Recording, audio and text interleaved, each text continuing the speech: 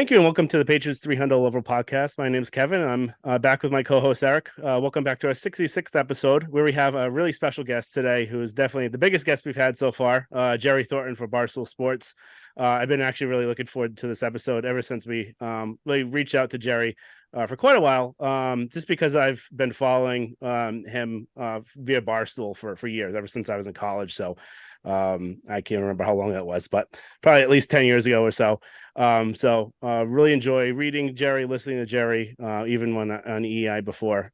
So I know everyone knows where to find him, but again, he's on Twitter/X at Jerry Thornton1. You can read all his blogs at barstoolsports.com and definitely pick up his books, Six Rings and From Darkness to Dynasty. Really great reads. Both Eric and I read them. I have them both here, so very highly recommend them. I think one of the things I actually like the most about these books that you don't typically get, it's from a fan's perspective of the Patriots history, where a lot of times you get a historical biography, whereas this is Jerry going through telling you what he experienced through the Patriots' whole history. So it's a really great read and really good perspective. Wow, thanks very much, Eric. And are there any holidays coming up maybe where somebody might want to have a, I don't know, perspective on the early bad times of the Patriots, or maybe revel in the 20 years of pure glory? Why, yes, there is, and perhaps this should be the perfect gift for everybody on your list. So thanks. I appreciate you guys. All right. So I think this episode would be a little cathartic in that aspect about what we've been experiencing the last couple of years around here, and kind of what we experienced, at least at the beginning part of my lifetime.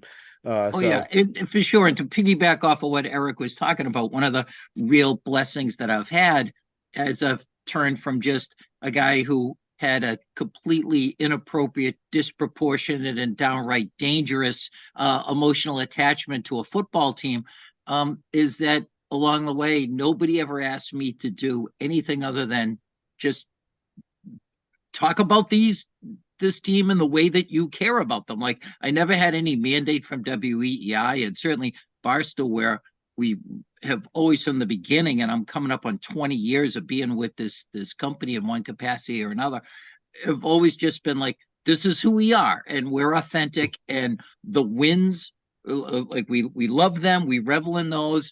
The losses kill us when it's a downtime like it is right now.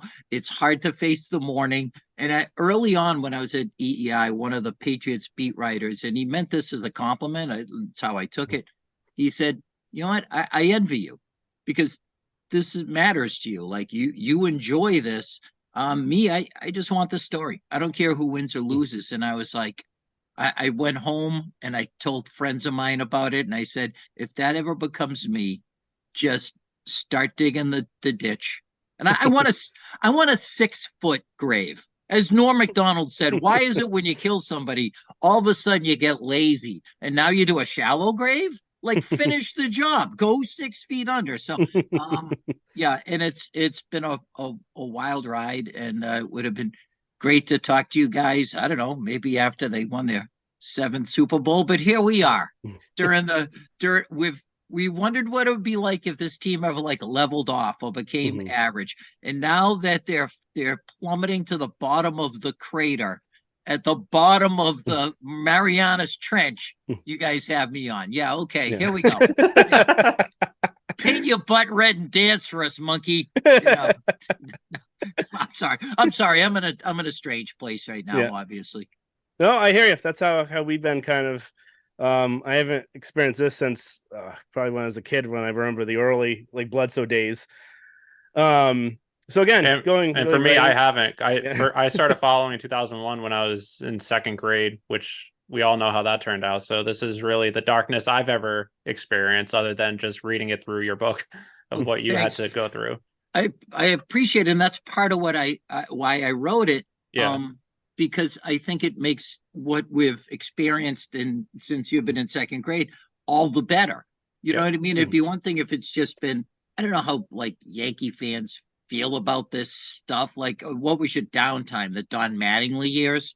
Well, when I was 22 years old, they won their first playoff game of my lifetime. My oldest son, when he hit 22, watched them win their 6th Super Bowl. and they had been to 9 of them just in that span. So, I wrote it partly for those guys to just as just kind of a perspective. Thomas Paine in the American Crisis had a quote. I'm going to try to do it exactly, but it was essentially, that which comes too easy, you don't value. I know I butchered it, but it's just, that if you really work hard for something, if you suffer for a thing, it means a lot more than if you just kind of to the manner born, the way, say, a Yankee fan would be. So I hope you guys can understand that even the way it is now, strangely, is better than it was, say, when, the early 80s, when, they lost the final game of the year against the Colts, and we were celebrating because that gave them the number 1 overall pick, and they drafted Ken Sims, a defensive tackle out of Texas, who was the consensus number 1 overall, and he promised he would have more sacks in his first year than the team had the year before, which was like 15. I think he finished his career with like 8. that was what we're celebrating. Hey, we got Ken Sims. In his first training camp, someone asked him and said, "You're kind of not really playing especially well." And he goes, "Hey, I'll be ready on game day." So instantly his nickname became Game Day. And guess what? He was never ready on game day. So, I had this long talk with my oldest brother today. I'm the youngest of 5 with 3 older brothers who raised me to be Patriots fans. And we talked about this season, and we just kind of said it's so absurd. It's so ridiculous. All you can do is just lean into it, stare into that skid, and just see just how preposterous it can get. And maybe you end up with the number 1 overall pick. Like, that's where we're at, and it's not even Thanksgiving yet. Yeah. No, exactly. And I think there's something I was telling Eric earlier, where I was watching the Giants game last night, and I was like, that's a 2-8 team you would expect to be 2-8 because they're just not good overall. They're not good offensively. They're not good defensively. Whereas you look at the Patriots and they're 2-8, and I know Parcells has the quote, "You are what your record is," but they just don't look like that prototypical 2-8 team where they're in almost every game, and they just don't have enough to go over the hump there. And that's usually like what a 500 team does. I feel like. Except last game was awful. That was the end, really, pretty much, I think, of Mac this year. So I know you wrote about it today. And what were you gonna say, Eric? I was just gonna say, if you watch just the offense outside of the Bills game, it does look like a 2-8 team, but the defense is keeping them in the games too. But like you said, they're in every game. They have a chance to win it at every game, and they just find another way to lose every single week. Oh yeah, I mean, they're all a blur. But if you really dig into it at a granular level, they've had the 2 games where they were just non-competitive. Yeah. And that was Dallas and New Orleans. I was using the term I hate to use, but sometimes it's all you got, for the Philly and the Miami games, which was moral victory. Okay, we weren't expecting wins in those, and they were a few plays away from making it taking a lead late in the game or whatever. But what they've also shown in those 8 competitive games were this genius for finding new and unique ways to lose. Yeah. And that's not a positive. I mean, exactly. You look at the week 1 game at Philly, against Philly, and Kayshon Boutte makes a grab at to set up a 1st and goal, and just gets his feet in bounds, and on replay it gets reviewed, and nope, that second toe hit the white. That's the difference. Well, I think in every game, let's say 90% of NFL games, and I didn't check the math on this, so deal with my estimates. I was told there'd be no arithmetic on this. That it seems like most games come down to maybe a dozen plays, 50-50 balls, a 1st down gets negated by a penalty. And I would say of all those games this year that came down to those couple of plays, the Patriots have converted maybe 5% of them. They just always manage to find in a high leverage situation a way to blow it. Mhm. At Las Vegas, when Devontae Parker has a ball right in his mitts and it goes through. Against Washington, Mac Jones launches one and puts it right in Jalen Reagor's hands. And he does what Jalen Reagor has done throughout his career, which is doesn't haul it in. And then you've got at the end of that game, the Juju Smith-Schuster lets one go right through his thumbs. And, if you're watching it at home, you know that Jonathan Vilma was like, oh, you don't throw that ball. That's a bad decision. You had plenty of time. You didn't need to throw that. It was a foot off the ground, and it went right between the meaty part of the thumbs of the guy who is supposed to be your wide receiver one. That's on him. But again, it's as a team, they keep sharing the load of how to blow a game that is winnable. And it's maddening. At least it was before I just decided to let it all go. Sure, let's see what it's like. We're just gonna be the freak in the town that dances around and people pelt us with rocks and garbage, and we dance for money. That's what it's become now. Oh, yeah. I'm really not a good place. So I think the two big things we wanted to get to today, one of them I know you wrote about today, with Mac Jones, and I think everyone could say altogether he's definitely broken, at least for this year. Where do you see kind of, I know there's basically three things that you can do to try and break a young quarterback. One is have bad protection. Two is having changing coaching. And three is having not enough weapons around him. And they pretty much did all three in the last 3 years.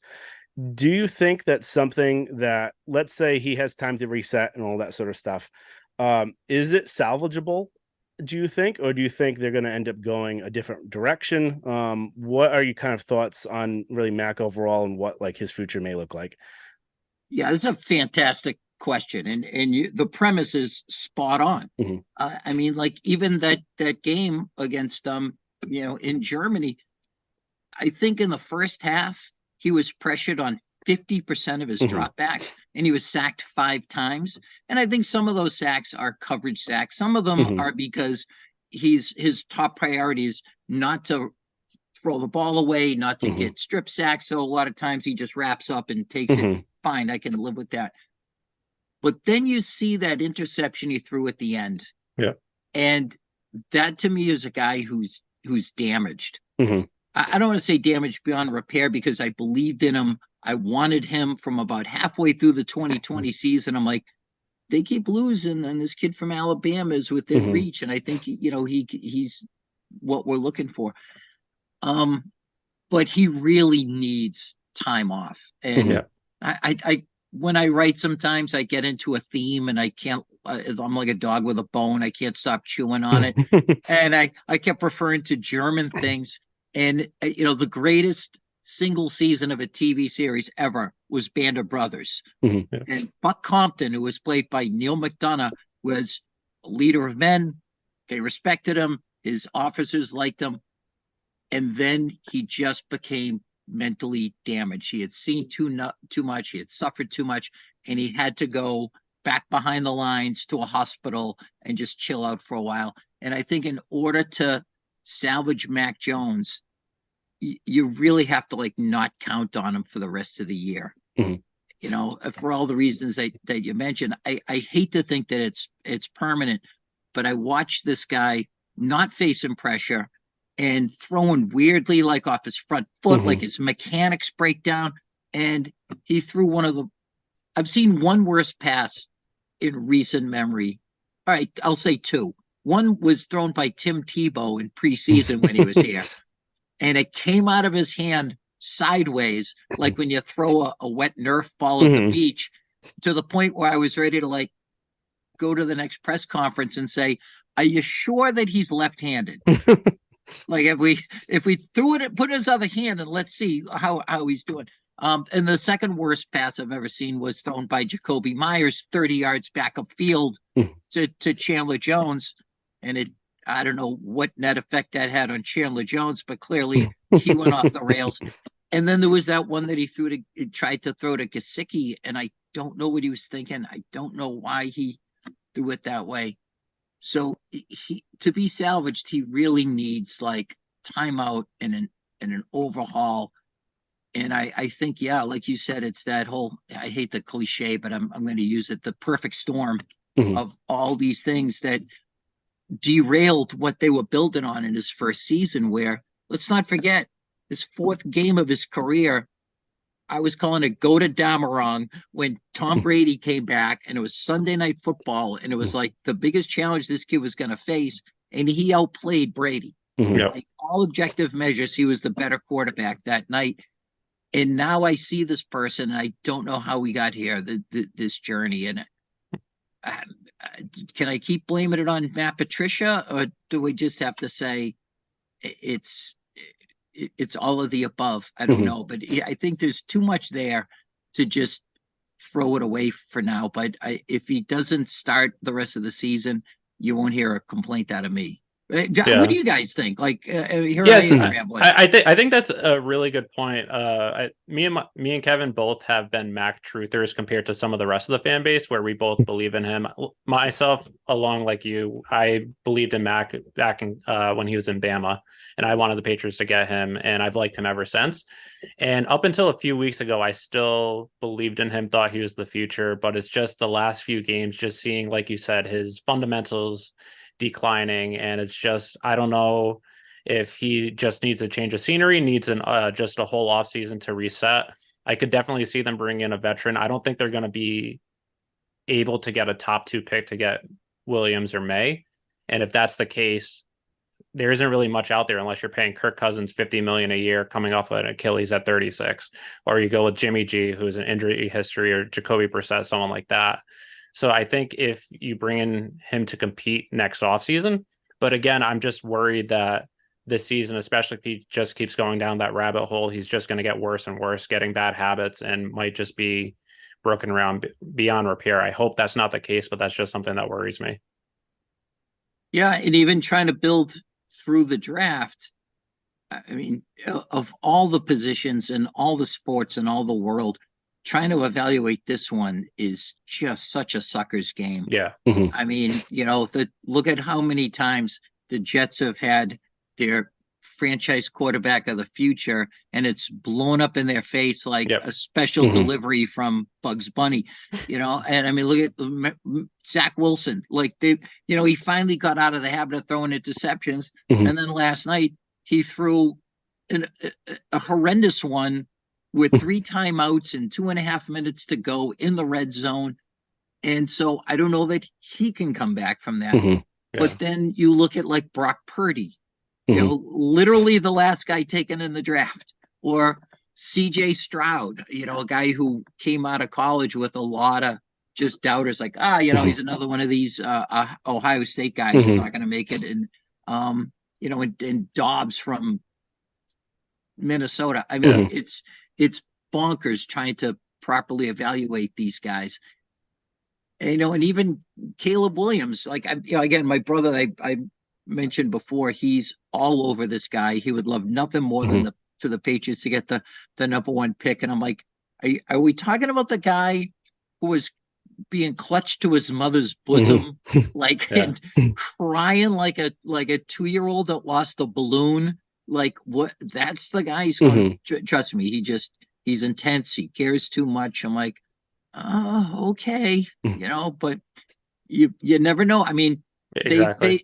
they surprised the world when they took Jimmy Garoppolo, and a few years later they trade Garoppolo for a 2nd-round pick, and everyone's going, "Oh my gosh, they got ripped off! How do you only get a 2nd-round pick?" And now Garoppolo can't get arrested in the Yeah. NFL. Like no one wants anything to do with him. So trying to build through the draft, it's just it feels like it could just take forever. But Mhm. Yeah. what free agent quarterbacks become available that you can build a franchise around? Exactly. And I think one of my biggest fears is I wanted to get your opinion about this actually is say you do let Mac go because you think he's broken or he needs to change of scenery. I don't know if he'll go to this extent, but the alternative is he could always end up like Jim Plunkett, where he was number 1 overall pick, rookie of the year, and then A little different situation where he dealt with injuries, played through them, but then you shipped him off to San Fran, and then he ends up having a borderline Hall of Fame career with the Raiders, wins 2 Super Bowls. I don't know if that'll be Mac, but that's just a concern where he did have a really good rookie year, one of the top 5 rookie years for a quarterback. Was almost rookie of the year if Jamar Chase didn't have a great last week of the season. And then just the last 2 years has regressed because partially his surroundings around him. Whereas if he was to go to a new change of scenery, say he was to go to San Francisco, or if Brock Purdy gets hurt or another team that puts him in a better position to win, he could have success. Yeah, and there's a lot of depth to that analogy too, because Jim Plunkett again was drafted number 1 overall by a terrible team. The Patriots of the 70s, that really became a wagon and would have competed for championships if their coach hadn't bailed on them, and that's a long story. Yes. But they ended up trading him to San Francisco for a motherload of picks that they just crushed, like one right after another. They got first round picks and they made great selections. But he was behind a shaky offensive line. He had very little in the way of people to throw to. He became the target of everybody's like frustration, like it's all in him. And he was an introvert. Like there's a story from Darkness to Dynasty I tell where the old traditional thing where the sitting around the dining hall, all right, rookie, get up and sing your team fight song. And it's been going on in football for 60 years. Mm-hmm. And he was like, I don't think I know it. And they're going, well, you got to sing something. Okay, so he sang the only song he could think of, which was Jingle Bells. And everyone's sitting there going, all right, it's July. It's 1,000,000 degrees out. This guy's singing Jingle Bells. And it was just like, okay, super awkward. But I mean, a fantastic human being and guy.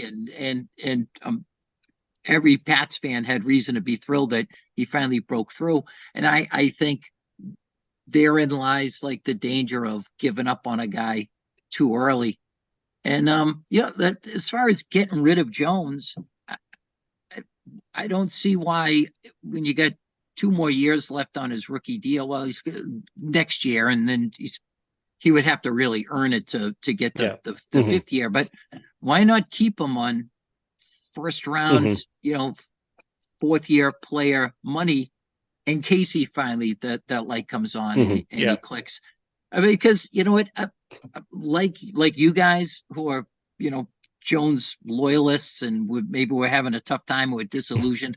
I've never for a moment bought into the Bailey Zappi stands. Oh yeah, 100%. I haven't either. Yeah, and I think the last drive yesterday just kind of proved why no one should be buying into the Zappi fever from last year. Was there a person in that building that was fooled by the fake spike? I mean, a serious percentage of those people are from Germany and only see a little bit of football on TV and probably had never seen a fake spike before. And every one of them was saying, "What fake spike? That's not the spike. Look, he's going to throw the ball. Oh, they got it." Like there were 3 defenders in the area where he tried to throw it. Yeah. Okay, and I don't want to go too harsh on him because, he went to, where did he come? I'm flaking on the name of his school. Was it Western Kentucky or Middle Tennessee? Or I think it was Western Kentucky. It was, I think, like a blue and white jersey. I think it was Western Kentucky. Yeah, southeastern Louisiana, like northeast Rhode Island, wherever it was from. It's one of those places that has the qualifier as to where it's located in the state. So I'm not a huge Western Kentucky. Yeah, and I want to be kind to him, but when he had a couple of adequate games last year, people got way out over their skis on him. It was, it took him about, I want to say 8 quarters maybe before he reverted to form and did what you expect out of an inexperienced rookie and started throwing terrible picks. So I don't think he's the answer. And look, maybe we're wrong. Maybe he will get first team reps in practice and find himself or whatever. Oh, he's got a bigger arm than Mac, whatever. I'm not buying it until I see it. I still think Jones has more to work with, than really anybody in his rookie class, with the exception of Trevor Lawrence. Yeah. Agreed. Yeah. So that kind of brings us to really the next point would be looking towards next year. I know both Eric and I are still big believers in Bill, as I believe you are, based off of everything you've written. What do you see? And I know this is really the hot topic now, and I think everyone's itching to try and break a story first or have some sort of scoop. And you're seeing a ton of stuff out there now. It's like, oh, it may happen, or this is possible, where everyone's just trying to have a story so that way, if it does happen, they can claim it's right. What are your thoughts on kind of what's going to happen with Bill and what's going to happen with like the player personnel department, really? So they could be two separate things. They could be the same thing in one overall. Where do you see, because of how the season's going, what do you think is your impressions of what may happen? Didn't Ben Volen have him getting fired if they lose in Yep. Germany? Yeah, there we go. Yeah, again, look, Ben and I get along, and I've done a podcast and had him on. I chat with him at training camp, but probably the least sourced person covering the Patriots for sure. Like, gets no info. So that was a red herring from the beginning. I didn't even bother blogging about it because there were so many qualifiers in there. It could be the speculation, whatever. The people that are saying he's not going to last the season just need to F all the way off. Yeah. Tell me you're a fraud without telling me you're a fraud. After everything that this guy has done, after he built an empire, he has this, again, cratered season.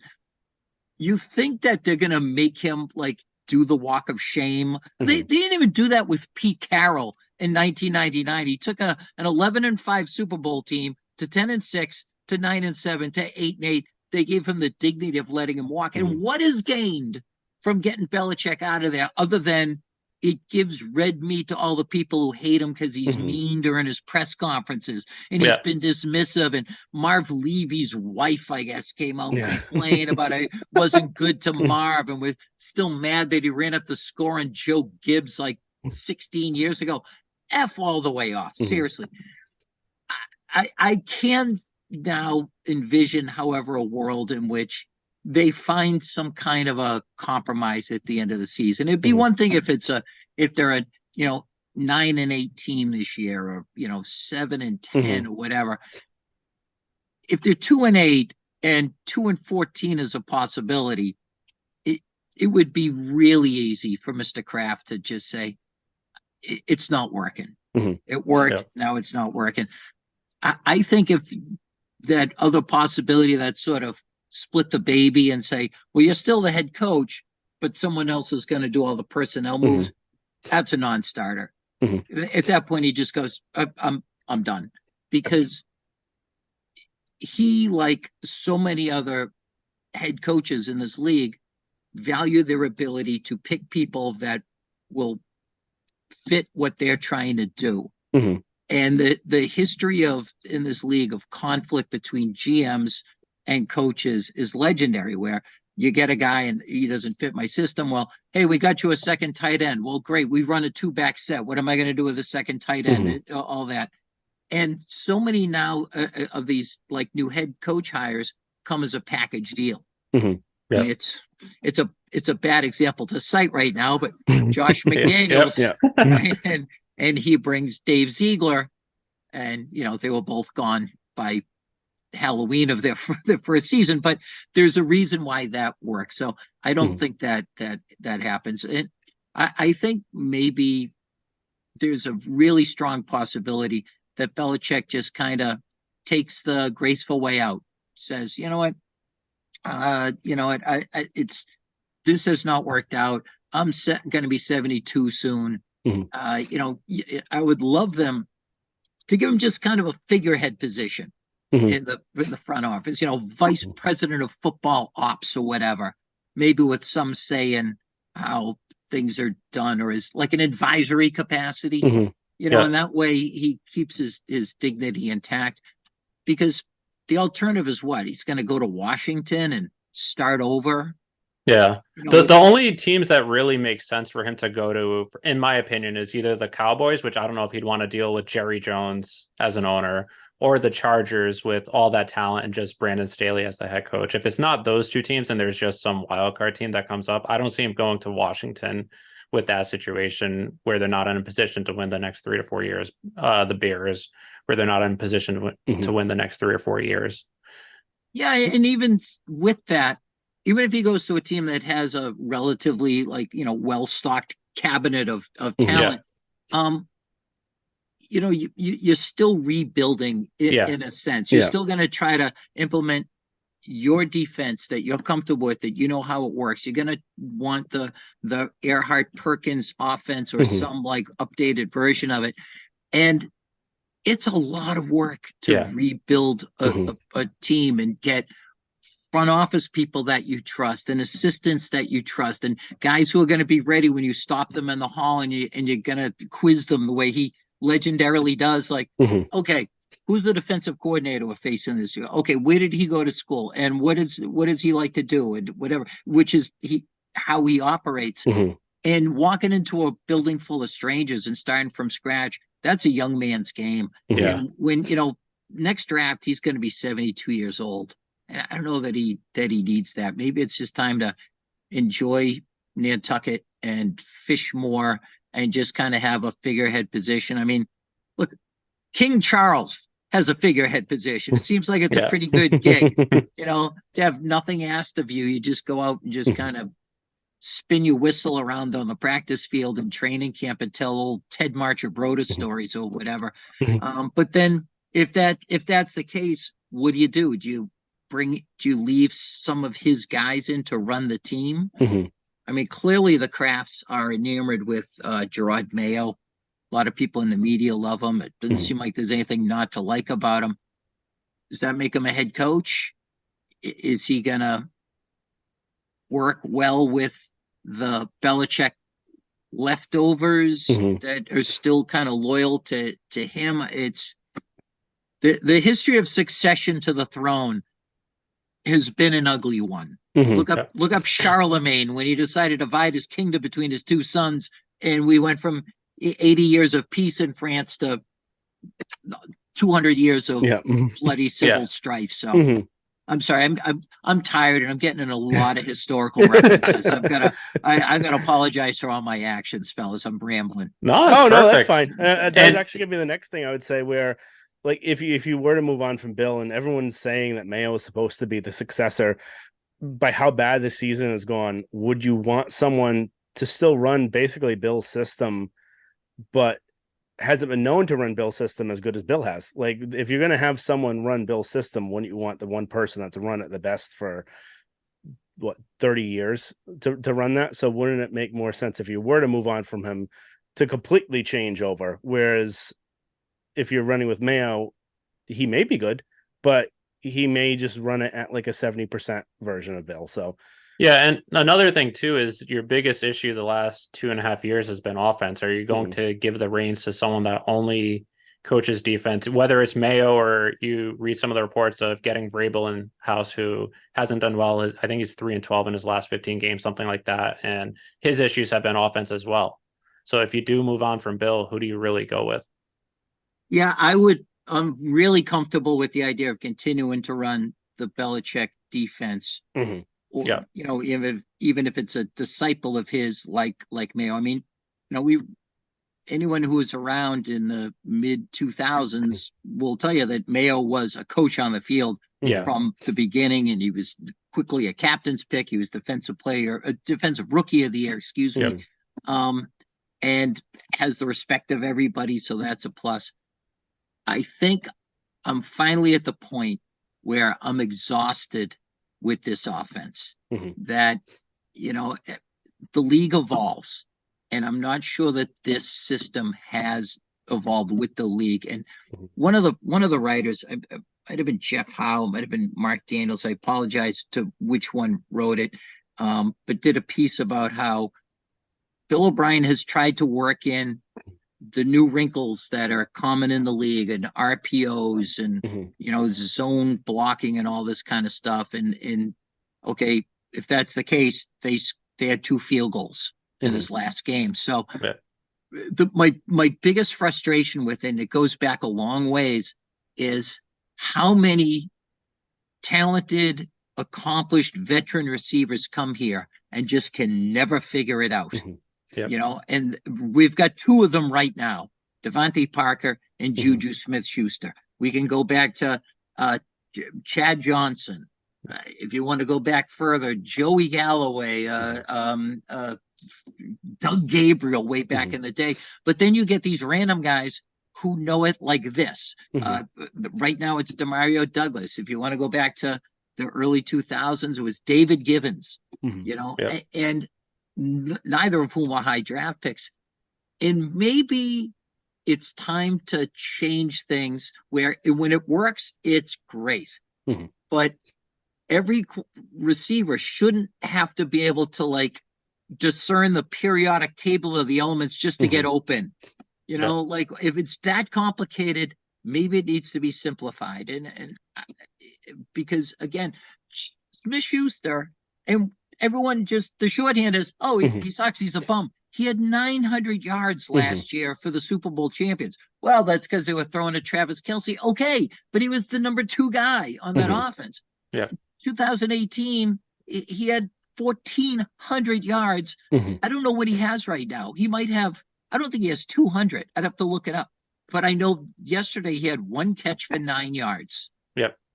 Like, at what point do we just say it shouldn't be this Mhm. complicated? You know, maybe a quarterback who can roll the pocket and make plays out of structure like we're seeing every single week around the league. Mhm. Gardner Minshew, okay, he buys some time. He leaves the pocket. He completes 30-yard passes. He did it 3 times. Mhm. And the Patriots' longest pass attempt wasn't even 20 yards. Mhm. Yep. Like, okay, fine. It's got to be different. If you told me they're retiring this thing and they're going to bring in a brand new offensive coordinator with a completely new, updated, state of the art offense, I don't think I'd shed a tear. And I like Bill Mhm. O'Brien. I thought he'd be the answer, but Yeah. yeah, your opinion, guys, because again, I'm Mhm. just jibber jabbering. Yeah. No, this is actually something I've said to Eric a couple times now where it was like, how could it look this bad compared to the only thing that's changed between this year and last year was the coordinator. They have pretty much the same talent other than Jacoby Myers, but Jacoby Myers isn't providing your entire offense. And I was like, well, they simplified the offense last year. They made it simple because Patricia didn't know how to call an offense as complicated as Bill O'Brien or Josh McDaniels. And maybe because they simplified it, it was easier on the players to actually understand where they were supposed to be going. Now it didn't look clean, but at least it looked better than it's looked this year. So that could be part of the issue too, where Bill O'Brien's coming in, and he's adding all these things, and I think he's really smart because if you can get to the playoffs and have a successful season with Brian Hoyer as a quarterback, which he did with the Houston Texans, you got to be doing something right. So, I would think maybe it is getting too complicated, like you said, where they need to dumb things down, make things simpler, and kind of do what that whole Shanahan style offense does to make things easier for the players and have a lot more kind of structure to the offense rather than these complicated route trees and understanding what the option route is and what the cornerback's doing here. Do I have to go left? Do I have to go right because it's on my inside hip or my outside hip? And we said this year a lot where Mac's thrown to the opposite side where the player is going, where you can Right. tell, and you can definitely, it's easier to see too when you're in the stands because where my seats are up in the 300, so you can see everything bird's eye view. And there's a ton of times where they're just not on the same page, and it has to be because part of it is just too complicated for these people. Yeah, That's part of me wonders if it's too complicated or if it's just you don't have the right players for your system, Mhm. which goes to the personnel aspect of it, especially considering all the receivers that you've missed in the draft historically, but the last 3 or 4 years, and then the receivers you brought in via free agency versus who else was Mhm. available. And outside of Jacoby Myers, and I guess Pop Douglas now and Kendrick Bourne, you've missed so many in those years that it's just part of it, I think, is the talent in the room, but I think part of it too is that your system just might be out of date for how to really be successful in the NFL in today's game. Sure. And that whole idea about it being sight reads and you're going to run a different route based on how they're covering you or whatever. How many guys fell out of Brady's favor because, he'd throw one or two balls to where he expected them to be. They weren't there, and that guy was persona non grata. It actually started to happen, I thought, with Malcolm Mitchell as a rookie, and that was going to be another guy we were going to throw on the pile of, oh, they couldn't draft this guy. And he figured it out. And by the end of the year, he really had caught on, got Brady's like good graces. And then they don't win the Super Bowl against Atlanta without him. Flat out. I think he had 7 catches on 8 targets, and like 6 of them were for first downs. I mean, critical catches. So there was a guy, had he stayed healthy, would have been productive in this for a long time, because once you get it, it seems like you always get it. And Pop Douglas has it. I'd like to think that Booty's going to get there still. They put him out there for 1 catch, and he gets clocked, and he gets an unnecessary roughness call and is out of the game. Again, just so indicative of what's going on here. But yeah, I mean, if you look at like what Sean McVay does, like that was an innovation a few years ago, and now Shanahan, and I certainly Andy Reid evolved. He got a quarterback that was completely different than any that he's ever had before. And despite having turnover at the wideout spot, he's kept it going and turned that team into a wagon every year, regardless who's out there. And yeah, a lot of that's on Mahomes, but a lot of it's on Andy Reid. And I'm just thinking that it might be time to just mothball this. Just, send it to the Museum of Natural History. We can all study it and say, wow, wasn't that unbelievable? And I'm also thinking that Brady's final Super Bowl at Tampa will be the last time that you're going to see a straight pocket passer win a championship. And I've been hearing that since I was a little kid. I'm not this whole idea of, you got to have a running quarterback. That's the way of the future. It goes back to like flipping Fran Tarkenton. But it appears to me that it's here. It has arrived, and that's Mac Jones. And I thought, well, they can sustain that. But the guys who are competing in the Final Four of the conference championships every year are those guys that are making plays out of structure where it breaks down. And I watched Gardner Minshew from his own end zone get boxed in, get chased, buy time, get a couple of blocks. Keon White was trying to get in on him, and the left tackle made a couple stops, and he lobs one up, and a 3rd-round rookie dives and makes the catch. I'm like, there's the contrast between what we're going through and what the Colts, who were a decent team but not great, with their backup quarterback. A guy who was the 179th pick of the draft or whatever. It in this NFL, it shouldn't be so complicated that you can't complete a 20-yard pass in an entire game.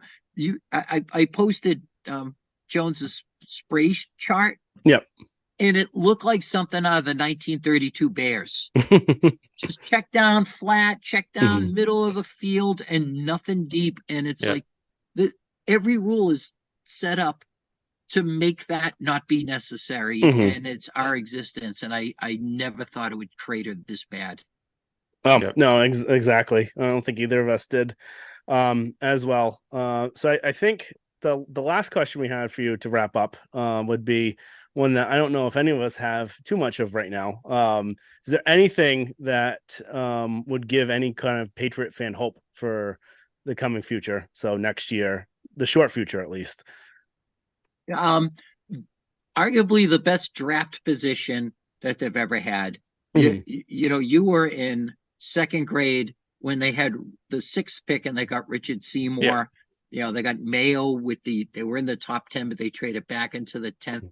And beyond that, they've never been in the top half of the first round. They have the 2nd most cap room going into next year, and by far the most the following year. So there's flexibility there. I think there is a real base of some young talent on here. I'm wildly high on Christian Gonzalez. I think they just crushed it, and they got a guy who's going to be a star in this league. The back of the secondary, I think, has been immense.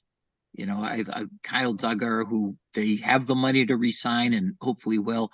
I think Jabril Peppers has been a great addition, and Adrian Phillips is just that quiet guy who's always there. They've got a running game like Ramondre Stevenson, the two guards. Now the Cole Strange is playing well. City Sow has solidified that spot, and Michael Onwenu has really come into his own as a right tackle. So there's a basis of things, but who's going to be the quarterback and who's going to be calling the plays and who's going to be the general manager? Those are not small issues. But I think this is not a terrible team. This is not a team bereft of talent. They just need elite athletes and somebody who can figure out a way to put a passing game together with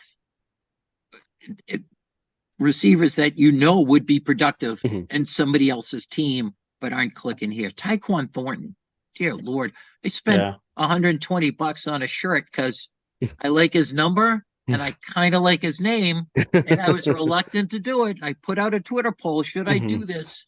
And one of the options was, "What are you, 12 years old?" But it was like 95%. Of course you should, and I did, and now it's like. It's like having a N'Keal Harry shirt at this point. Yeah, Lord. If you could pick like two or three guys each that you say are the keepers that are going to be the future of this team on its next playoff run, would you pick the same guys I have, which is Gonzalez and I would say Gonzalez. I'd add in Barmore too. I think he's someone that you can build around on your defensive line. And then Christian Gonzalez at the corner spot. And I don't know if they'll do it, but I'd love to have both Peppers and Duggars long-term as your safeties. And then you have this defense solidified for years going forward. You have Stevenson at running back. And then Sal has been playing really, really well. Cole Strange is getting there since he's been healthy. And then if you re-sign Onwenu, your offensive line is in a better position than it was earlier this season. So I agree pretty much entirely with you. Again, the quarterback is the most important position in all of sports. It depends on, is it Mac Jones? If it's not, what do you do there? And that's something they're really going to have to figure out the rest of the season and the off season. But they have pieces to be. Yeah, and he's not a young player by any means. But I'll put Matthew Judon in there. Yep. I mean, you see without him there that they just cannot generate a pass rush to save their lives. Yep. And Josh Uche, I thought, he's good as a specialist. When you put him out there and, early downs, they're going to run right at him. He's just not that kind of a player, but he's just disappeared. Maybe he's, maybe it's because he's injured, but he's basically, as the gamers would call him, an NPC. He's just a non-playing character now. And to the point where I didn't even know he was playing.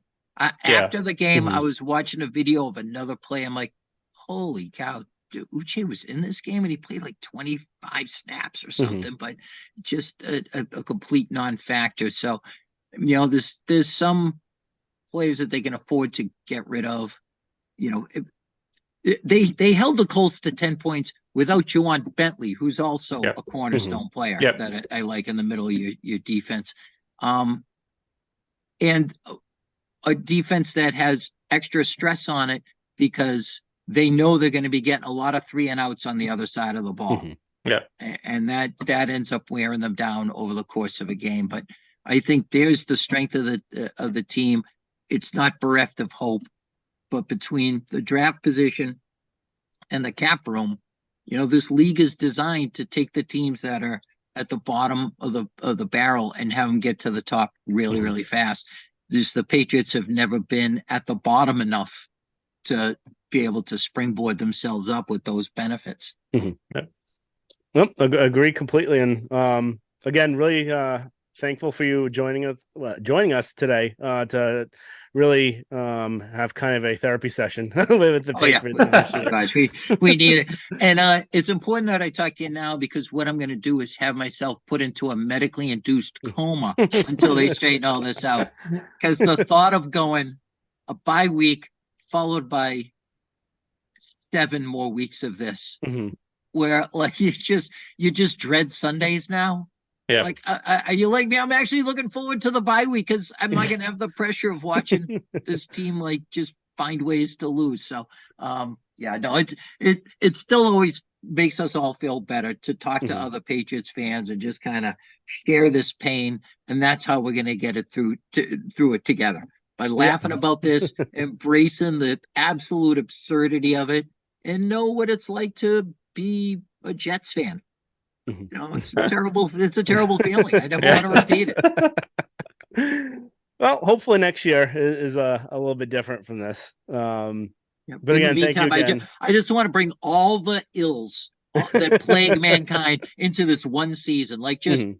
appease the angry gods of football so that they'll say, okay, you guys have suffered enough. Get back to the way things are meant to be, where they're 8-2 at this point and Mhm. everyone hates them. So Yeah. yeah, no, I really appreciate chatting with you guys, and I hope we get to do it again real soon. But thanks for being so gracious. Oh yeah, thanks for coming on, everyone, again. Make sure you pick up his books if you don't have them.